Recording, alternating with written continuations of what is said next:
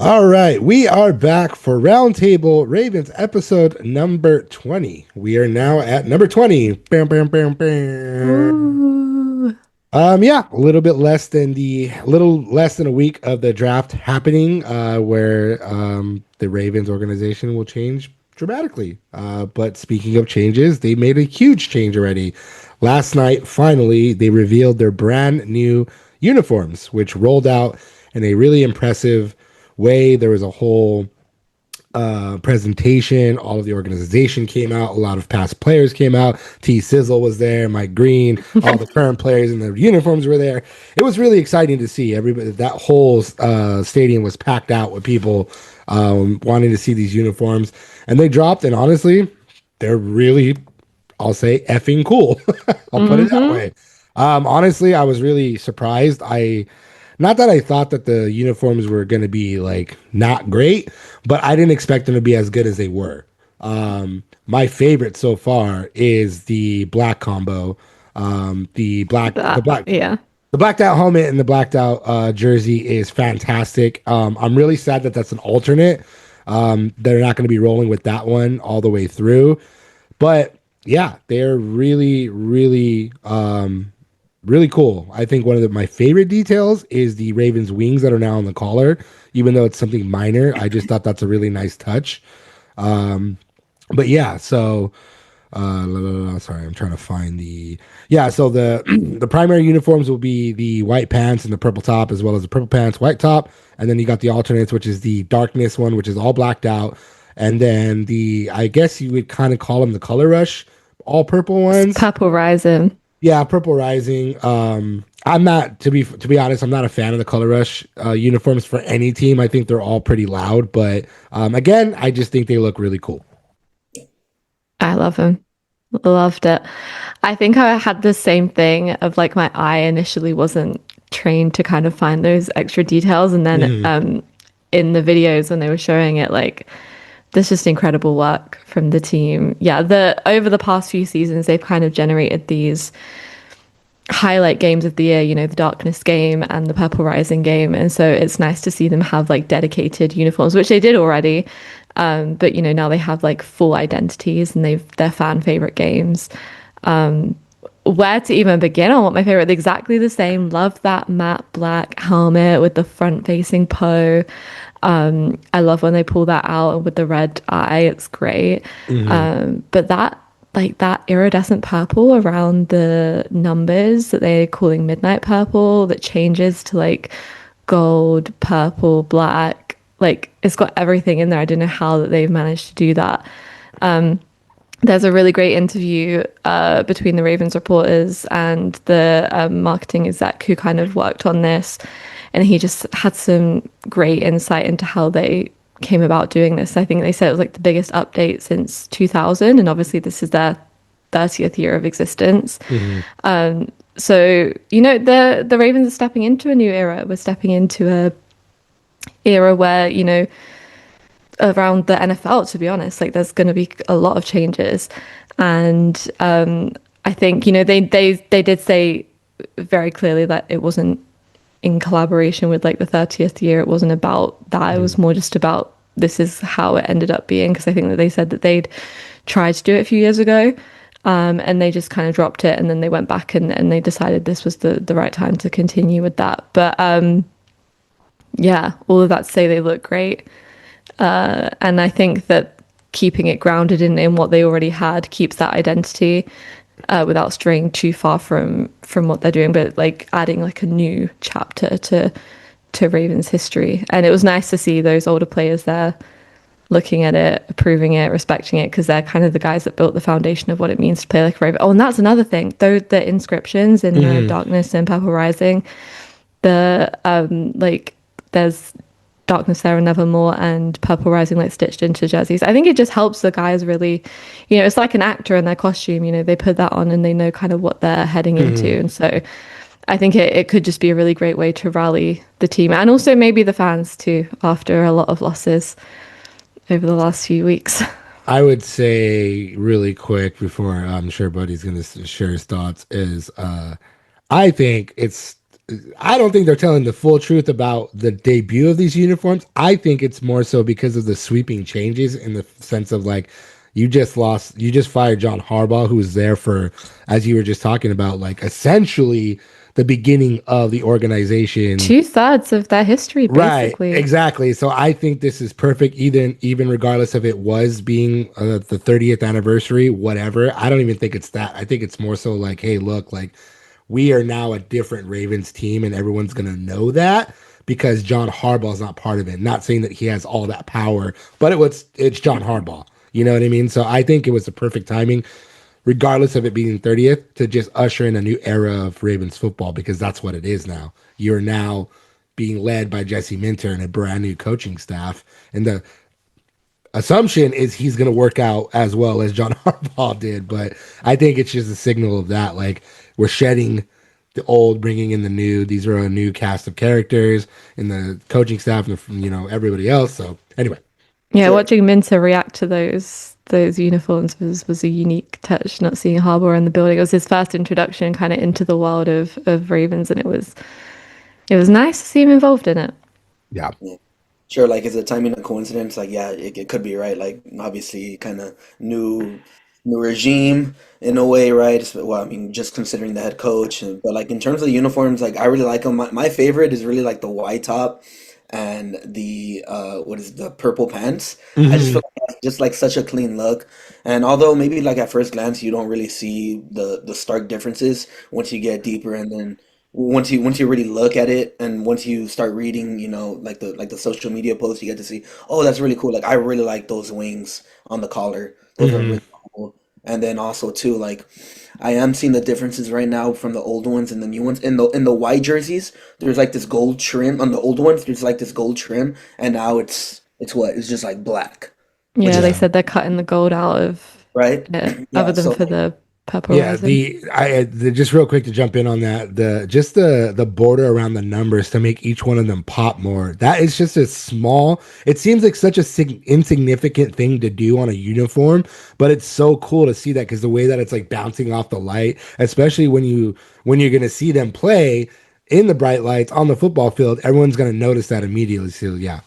yeah, like it's not really like any stark differences, and I kind of like that too because there are some teams in the past that have just went like 180 right on the Hmm. uniforms. Like, what the heck is this, right? Like the Falcons did it a couple years ago, and it wasn't really like a big difference, but it was a difference, and you could tell, and it was like, oh, I don't really like it, and then the Hmm. Buccaneers and things like that. But like with this, I feel like it's a little bit more refined, a little bit more cleaner, and yeah, I think like on the football field, especially when they play primetime games, I feel like it's really gonna pop out, especially when they have a home primetime game.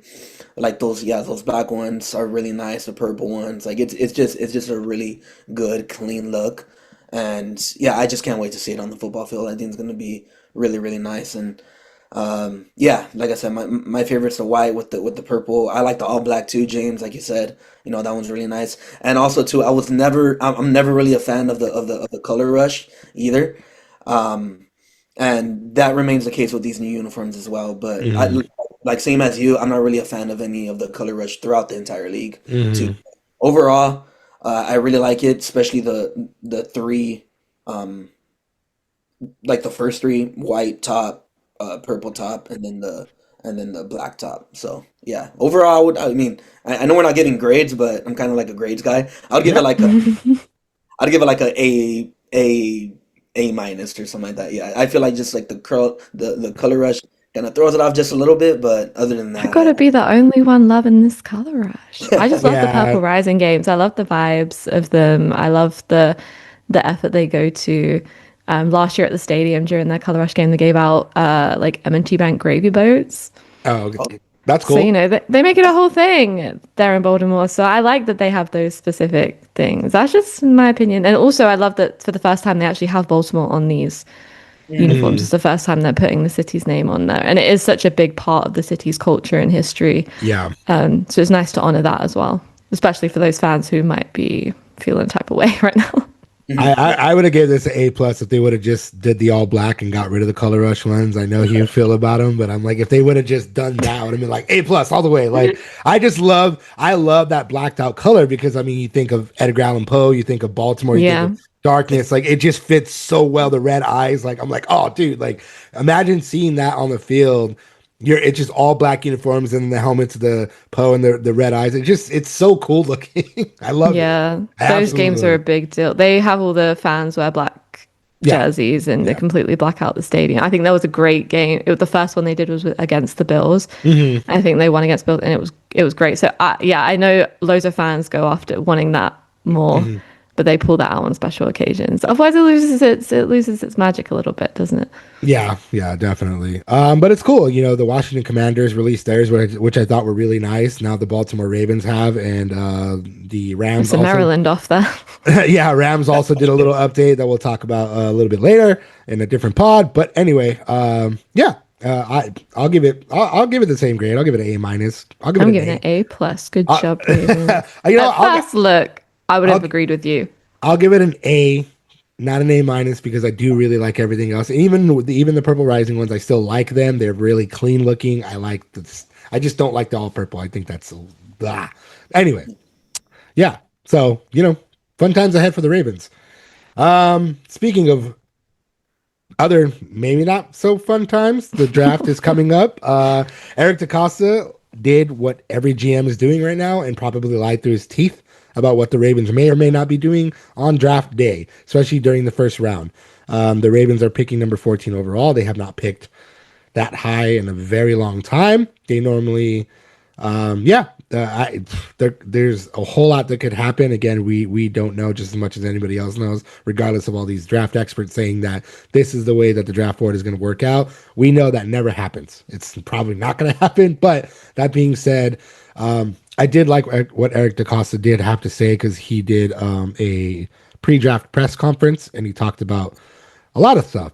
One of the main things that he did talk about, which I thought was funny, he was like, we may end up with 6 picks. We may end up with 14 picks. I don't know. Basically, the Ravens could potentially move up. They could potentially move back. That's basically what he said. I just found it really interesting because the only thing that he did say that I agree that a lot of people seem to agree with that I think he was telling the truth about is that he said very blatantly that there is a drop off of talent after like the mid first round.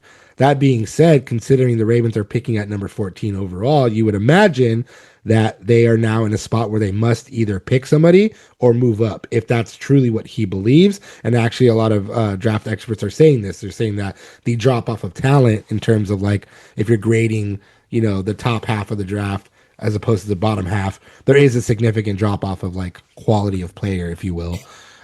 If that is the case, maybe the Ravens are going to make a play. Maybe they're going to try to move up. Yeah, we've said a lot over the last few podcasts that this is Eric DeCosta's grace year. Yeah. He can afford to get a little bit funky, do some switching around on the board, doing things that he wouldn't normally do. So if there's going to be a year that he chooses to sway from tradition, it would be this year. I reckon, obviously, we've spoken about their history of next best man, but maybe this time he really does have his eye on a guy and he's willing to trade up if it falls that way. However, what does it cost? And is it worth it? He's really good at working the draft board. He's really good at getting those compensatory picks throughout the year. And, I think that he knows what he's doing. So, but I think we can expect them to do something a little bit different this year. What it will be, I don't know, but I'm agreeing with you. It's going to be at 14. I think the last time they picked at 14, they actually picked up Carl Hamilton. Yeah. So, you can't go wrong at number 14, really. That's the best safety in the league right now. So, I don't know, but I could definitely see Eric DeCosta doing something a little bit different and maybe trading up. Yeah. I mean, like throughout the Ravens' history, right? Just in terms of trade and drafting, they never traded a first round pick. Well, they did that a couple weeks, months ago. Obviously, we know how that turned out, but still, they did it, right? Like that showed that they're willing to kind of, break from tradition. And then also too in the draft with Eric DeCosta, it tells us history tells us that he's more prone to trading down and accumulating more picks Well, if that trade from the first round pick tells us anything, maybe he is more likely to kind of steer away from that, right? So, I mean, trading up kind of seems like it could be in the cards, and it seems like they're more leaning towards trading up rather than doing what history tells us and accumulating more picks and trading down, right? So, yeah, I mean, it really all just depends on who they like, who they see, right? Like maybe I don't know, maybe let's say they really like a wide receiver, right? And he's going at number eight. Maybe who has eight? I think the Saints, right? Maybe I they hit up think the so. Saints. Yeah, maybe they hit up the Saints, be like, hey, we really want Tate, we really want whatever the case may be, right? Just for example, maybe they feel like a guy who we're gonna talk about soon, maybe like a Fano, right? He's going eight or nine, right? And you just never know. So I mean, I think I'm gonna bank on DeCosta and the Ravens being not steering into the skid in a way, right? From what they traditionally do, and do something brand new different because like Billy said, like if this is a year to kind of be funky. This is a year to kind of be like non-traditional, right? So I mean, I could really see that happening. And but also too, like maybe this is just all talk, right? Because DaCosta has this tendency of kind of like really like toying with the media and things like that, right? So who knows, right? We're not gonna know until April 23rd, and luckily for us and football fans, that's less than a week away. Yeah, exactly. Like Billy hit the nail on the head with that one. This is that year because you got to look at it from the outside perspective of like, okay, well, they just got rid of John Harbaugh. And so he was with the team for 18 years. DeCosta's been there just as long, a little bit longer, I believe.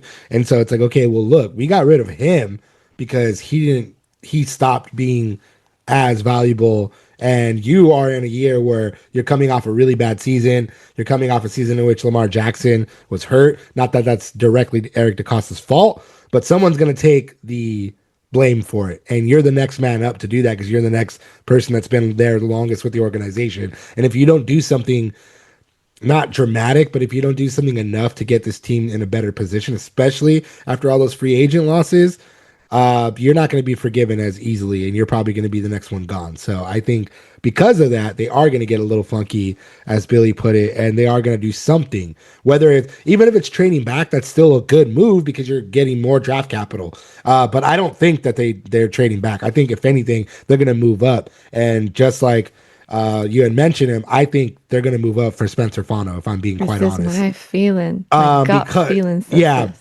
so the reason behind we have talked about Spencer Fano before. We have talked about the fact that um, obviously the Ravens still do not have a starting center, and Eric DeCosta talked about both Spencer Fano and Vega Ioane, and he did say.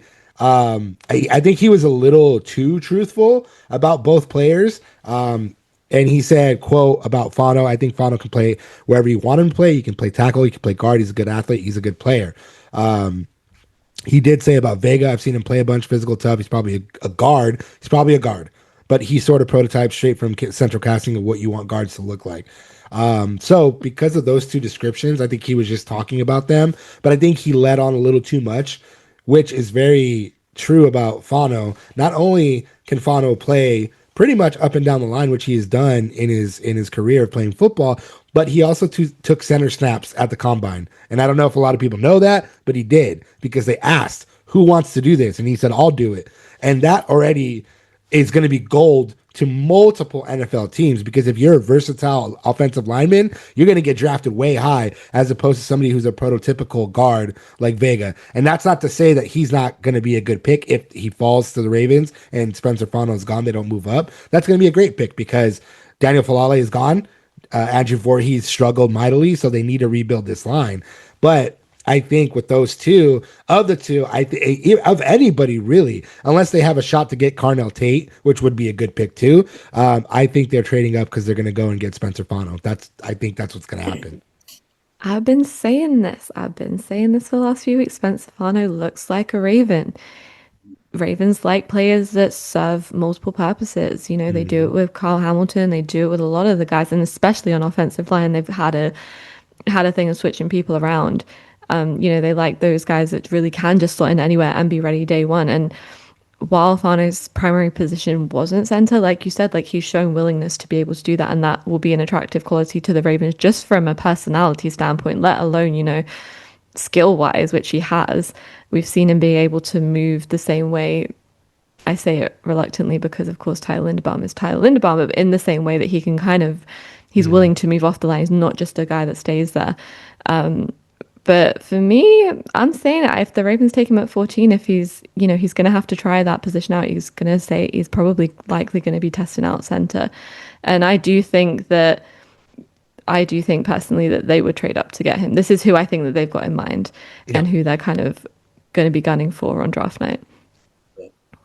Yeah, no, I think like between the two, between Vega and Fano, I think it's Fano. I think it's by a wide margin, just because of his versatility, his really ability to like to do more stuff in open space, right? And I think it's just like a better long term fit for Lamar Jackson, just because of his versatility and his play style. Like if you could get a guy like Fano, especially like what James was saying, like where you could line him up pretty much anywhere on the line, like how many like players could really do that? Mhm. So like especially like just a young blue chip prospect, like he could arguably be like maybe like the best, definitely like a top five player in the draft, right? So like if you have a chance to get him at 14, like that would be great. But I mean, considering like how much he is going to bring to a football team, he's probably not going to drop to 14. So which is why like discussion comes, right? Like Eric DeCosta needs to do kind of pretty much all he can to trade Mhm. up. He can see them the land, right? That'll probably be between the 7 and 10 range, right? So I mean, there's going to be a lot of phone calls, a lot of discussions on what the Ravens are going to have to do, what they're going to have to give up to get into inside the top 10, right? So, I mean, I think it's Fanu by a wide margin, and um, like considering what he could bring and considering what the Ravens need, it's kind of like Fanu or bust, right? Like, sure, like if they could get Vega, probably, but like I don't know, man. Just like passing up on that versatility, that would really suck, especially just considering what the Ravens have lost this offseason alone. Yeah, I think you look at it too because the Dolphins are picking at number 11, and Spencer Fano is not falling past that. I highly would expect that they would take Fano if he's there at number 11. So I think you're absolutely right. I think they have to trade within within the top 10. They're probably not going to be able to convince. I don't know. They would probably have to move into like 6 to 8 because you're looking at number 10. That's the Bengals. They're not going to want to trade with the Ravens on draft night in the first round. Neither would the Kansas City Chiefs at number 9. So I think you're There go probably those Browns. yeah, I mean Though it is Todd. yeah. But we say that because they're divisional rivals, but that's not always the case. Like, they could very well offer the Chiefs something that they need, and obviously, like look at what happened with the Rams. They gave the Chiefs another first round pick. Who's to say that the Ravens can't offer them a second or a third round that's going to sweeten that deal to move up just those few spots? You're not going to give another first because you're only moving up 3-4 spots. But we don't know. But the point being, like you do have the Saints right there, and you do have the Washington Commanders right there as well. And those two teams, you might have to sweeten the pot a little bit to get up there and take Fano. And I think that's the guy for the Ravens for sure. I mean, I think as not to say it this way, as a consolation prize, if they don't land Fano, they're still in a good position to take like a good wide receiver. And I think that's probably the second thing they might do.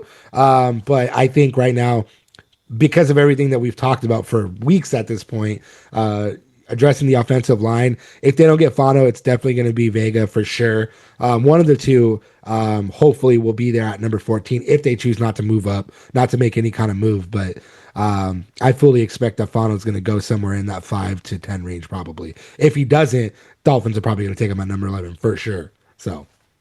I mean, honestly, like maybe even like the Bengals, right? Because they've had like offensive line problems like forever. Yeah, but it's the Bengals, and the Bengals never address the offensive line, so I don't They never expect. address anything, full stop. I Maybe know. Burrow finally like puts his hand on the table, right? Sorry, I don't sorry, know. sorry, Bengals fans, if you're listening, you know your team, like they don't ever do anything the right way. They're kind of like they're not as bad as the Jets, but they're kind of Jets-ish when it comes to like It's not the offensive addressing. line. Yeah, Yeah, right. So, yeah. So They went to the look, Super Bowl one time and said that's enough, actually. yeah. yeah, So history tells us that the Bengals are not going to address the offensive line, right? But yeah, still. But I mean, the way that the draft board, we don't know. Again, this is just speculation. For all we know, Ruben Bain can fall to the Ravens at number 14, and that's a slam dunk pick too. You go and get that guy. That guy's a Raven for sure. Plays like a Raven. Short arms be nothing. Like he's still going to be a game wrecking pass rusher that the Ravens still need. Trey Hendrickson isn't enough. So, like I said, we've talked about this. It's just we don't know what's going to happen, but I think the guy that they're probably going to go big on would be Spencer Fano for sure. That being said, this is something that's been kind of mocked to the Ravens. This is something that I've seen before. And then Billy shared it, and I was like, whoa, what the hell happened? Because this was shared actually by the NFL Instagram page, not, just Bleacher Report or some other analyst or pundit or whatever. This was shared NFL IQ. I don't know what kind of algorithm they plug this into, but they kind of predicted like what would be some of the biggest first round trades. Again, this has been mocked. I actually wrote about this one because I thought it was very interesting. I don't know if this compensation would work, but basically they predicted that if there was gonna be a big trade for the Ravens, they would trade with the Cowboys to land George Pickens. In which case they would give up their number 14 overall, and then they would give up a 2026 fourth rounder at number 115 overall to land George Pickens. I don't know. I don't know that this would be enough, but at the same time, the Cowboys are kind of in, I guess, a little bit of a rebuild mode, and getting the number 14 overall pick would actually be really huge for them because they're at number 12 as well. And they're also at number 20. So to have 3 first round picks and you give up George Pickens, who you don't want to pay anyway because it's Jerry Jones and he never wants to pay his players, you get a huge secondary wide receiver to line up next to Zay Flowers. Huge. Do you take this? If Spencer Fano's not there, if you can't make it work, I don't see why not. I mean, it's hard to say no to one of the best receivers in the league right now. Obviously, he was in Pittsburgh before this, so he's familiar with the Ravens. They used to have to go up against her 2 times a year. I think in the past, I would have said categorically this isn't happening just because Harbaugh had a very specific thing about attitude, and I think Pickens' persona didn't fit into the lineup. But this is a new era, I could see it happening, but I'm going to continue to say this. I've said it before. I'm going to just keep saying it. Lamar can't throw to anyone if he is on the ground. Yep. And so I really think that is the focus right now. And I think it's really going to be just a case of if they can't get Fano, then I could see them, trying to have to refigure out what was going to happen there. If there's no receivers on the board that they like, I personally don't see this happening, but I wouldn't be mad about it. I think that that's amazing. Like have Pickens and Flowers. That's a great upgrade. That's some of the best talent that Lamar's had to throw to throughout his career. So not angry about it, but very much if they've got to delay the O-line until next year, then it's not a bad outcome for Ravens. Yeah. Yeah.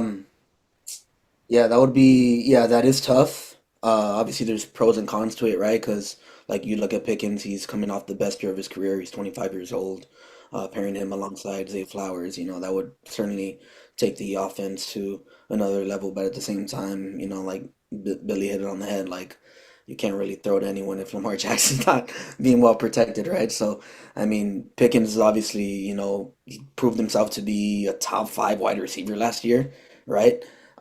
So, you could definitely see that happening. Like you really can't rule anything out because of this kind of like new direction that the Ravens are heading into, right? So you can't rule that out, but also too like there are clear needs, there are desperate needs that the Ravens need, and we literally just talked about it. It's the offensive line. So there would need to be a lot of conversations around that. I would assume like Lamar Jackson would like if this is in any way like true or real or like up for discussion, right? Like Lamar Jackson would have to be in those conversations, right? Like, hey, like, is it okay?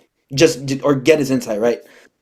Like I don't know. So like if this is real in any sort of way, like I think all hands will need to be on deck. All voices will need to be heard. because this is like really this I feel like this is like a really huge and big deal if this were real in any way.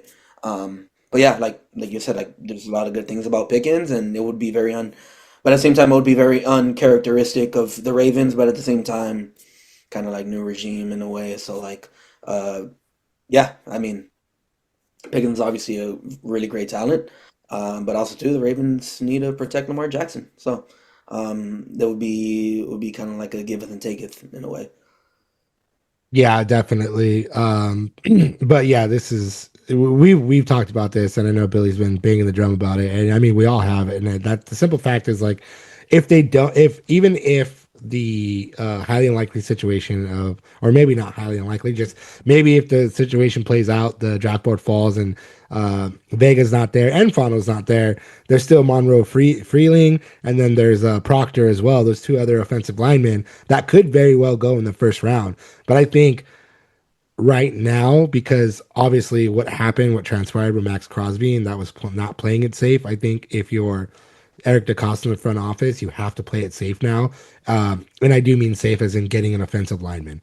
However you do that by moving up, do it. But regardless, I think you have to take an offensive lineman, because if you do not, and like you just said, Billy, if you do not, and Lamar is on the ground because of that, you're not going to be sticking around. Period. That's not Nope. going to happen. No matter how long you've been with the organization, I just don't see that working out for DeCosta if they don't make any improvements on the line. And regardless of, like, he did say, oh, there's linemen all the way through the 5th to the 7th round. But let's be fair. That's not to say that none of those guys can emerge as starters, but let's be fair.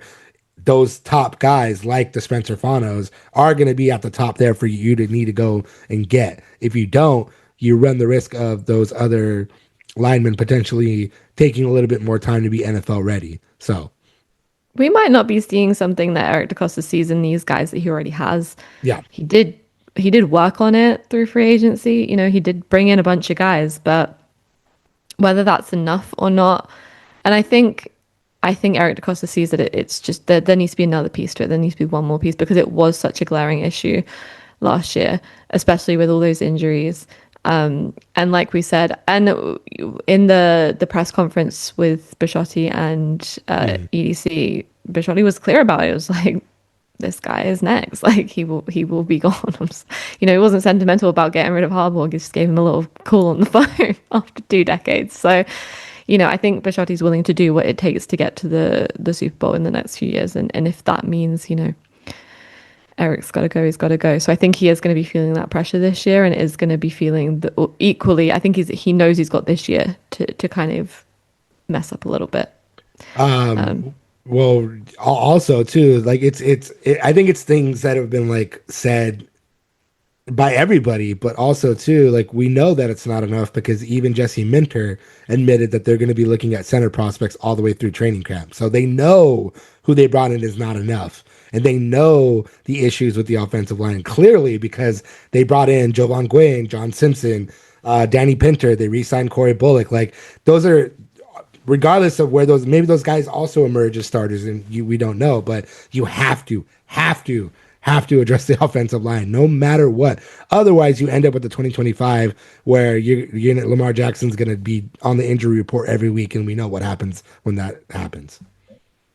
Manifesting a healthy season for Lamar. We're not putting that out there. Look, I mean, they got Dr. Nick Gill, they got the rugby guy in there to help with that, and that's great. That, again, like, they're taking it very seriously, but you can't bring a health and performance guy in but not address the main component of why Lamar Jackson was on the ground. Very true. Anyway, that is it for us for Roundtable Ravens episode number 20. Thank you, Billy and Buddy, for joining me once again. We will be back, not next week, because Billy here will be boots on the ground. She will be at the draft. She will be in Baltimore. We cannot wait to hear all about it. I'm sure we'll do a little recap kind of thing. But we will be back the following week to talk all about the first round and the draft and just in general. Maybe we might do a first round small episode. I don't know yet. We haven't decided. We're not going to put that pressure on Billy because she's going to be having a good time. Other than that, yeah, thanks for listening, guys.